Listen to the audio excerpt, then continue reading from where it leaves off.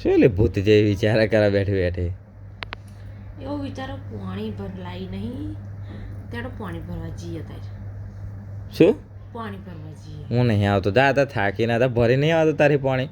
યાર ને હું કઈ હેરતી કે કેટલું ભર લાવું હેડ તાર નવરા નહીં હસલ તો શેને પણ હતા પાણી નહીં અત્યારે માટલું ખાલી હે હેડ તો બપોર જમા હતા લેતા આવી હતી પાણી એ છેકથી બપોરે મેળી નાવાનું કંટાળો આવે